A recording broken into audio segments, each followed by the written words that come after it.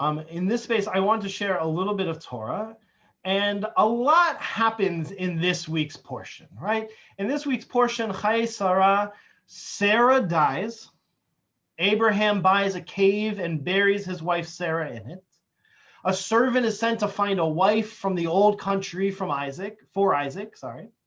Rebecca and Isaac meet. They fall hard for each other. There's like literally a scene where Rebecca falls off of her horse, falls off of her camel. They fall for each other and they get married. Abraham remarries this woman named Keturah. He has several more children who all become the heads of different nations. And then finally, Abraham passes from this world, and Isaac and Ishmael, his first two sons, they bury him together. In many ways, this is one of the most relatable portions we have had so far. Up to this point in our Torah stories, we've discussed things that are kind of hard to imagine, right? We've talked about the creation of the entire world, the flood with Noah. We've talked about heroes and tales of bravery, courage, and wisdom that are hard to see ourselves in, that are hard to relate to this time. We've seen so many men and women who could talk to God. But here in this portion, suddenly we seem to see our ancestors going through the normal ups and downs of life.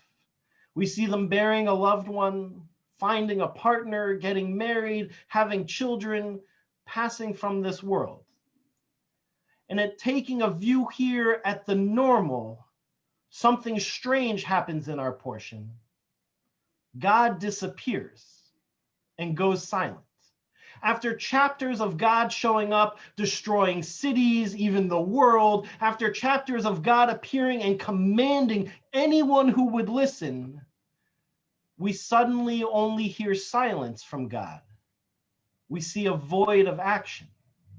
Don't get me wrong, Abraham and everyone else in this portion still mention God. There's blessings said and things done in God's divine name. But unlike other portions up till now, here, God does not show up. And what's amazing is that while God disappears from this portion, something else shows up for the very first time. Love. This is the very first time that the word love shows up in our Torah. Never before mentioned anywhere in the Torah till this week, until God disappeared. And I have to tell you, I don't think that that is a mistake. Let me try to prove it to you, maybe even with a little bit of gematria. Everyone knows that God is one. That God is the unifying force of the universe, the divine spark that sits in me and you and in everything that has been created. What you might not know is that the gematria of the word echad, the word one, the word unity, is 13. You can see it here on the side, right? Aleph, gematria, right, is the connection of each Hebrew letter to a number. And so we can add this up, right? And we see Aleph is 1, Chet is 8, our Dalet is 4. So 13. You didn't know you were going to get a math lesson tonight, but here you are. And then this is where it really gets special. Ahava, our word for love, the gematria there is also 13. And I don't think that's a mistake. You see, God didn't leave. God didn't disappear. God transformed into the love between people.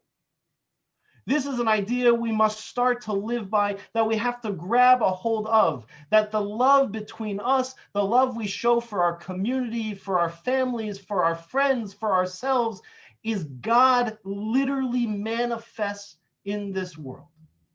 And before you misunderstand me, I don't just mean the love created by two people through a kind deed or an intimate gesture.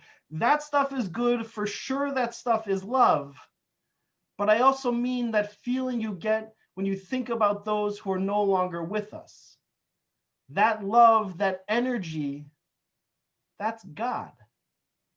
The energy that people build up for us in our life, the energy that they offer us, that energy, that love, it exists forever. It's yours to grow by giving it to others. And I think that makes that love divine. It's strange that this week's portion starts with Sarah's funeral. One might ask, why not end the previous section with Sarah's death? Why place it here at the beginning of a week's story? Because we never really lose love. Her energy, her love, it's the driving force behind every step her family takes in her absence.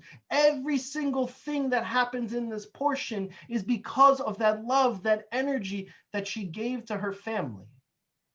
So here in the moment of her death, here in the moment where God disappears from our portion, is a new beginning.